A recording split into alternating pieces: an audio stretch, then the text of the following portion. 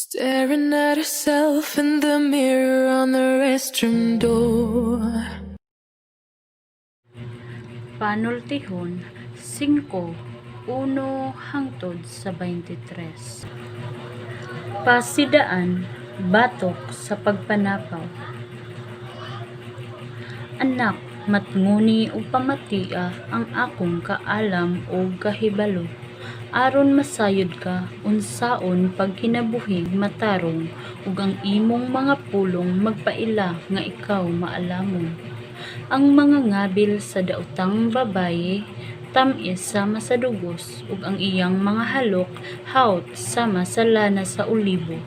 Apan inig kahuman sa tanan, ang ibilin lamang niya mao ang kapait sama sa paniyawan ug ang kasakit sama sa samad sa espada. Dadon kaniya ngadto sa kalibutan sa mga patay ug ang dalan nga iyang gilaktan mao ang dalan sa kamatayon. Dili siya magpabilin sa dalan paingon sa kinabuhi kun dili motipa siya apan dili siya masayod niini.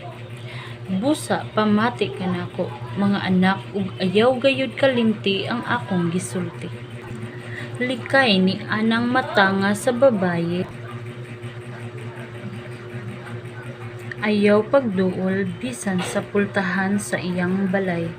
Kung buhaton mo kini, mahiadto sa lain ang imong dungog ug mamatay ka nga batan-on pa. Sa mga kamot sa mga tawo nga walay kaluoy, ang imong kinabuhi pahimos mga langyaw ug ang imong hinaguan mahiadto sa ubang tawo.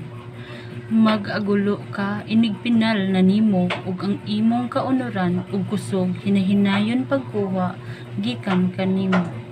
Ug moingon ka, nganong wala man gayud ako mosabot, nganong wala man gayud ako pabadlong, wala ako mamati sa akong mga magtutudlo ug magtagad kanila, ug sa kalit na ulawan hinuon ako atubangan sa nagtigom nga katawhan.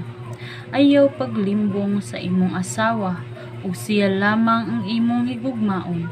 Kung aduna kay mga anak sa ubang babaye, dili sila makahatag kanimo kaayuhan. Kinahanglan nga ang imong mga anak mutubo aron mutabang kanimo ug dili ang mga langyaw. Busa pagmalipayon uban sa imong asawa ug pagmaya uban sa babaye nga imong kapikas. Matahom ug madanihon siyang ingon sa lagsaw, paglipay sa iyang kaanyag ug tuguti nga hukngan kaniya sa iyang gugma. Anak, nganong ihatag mo man ang imong gugma sa laing babaye? Nganong palabihon mo man ang katahom sa asawa sa laing tawo? Nakita sa Ginoo ang tanan imong gibuhat. Nagbantay siya kanimo bisan asa ka paingon.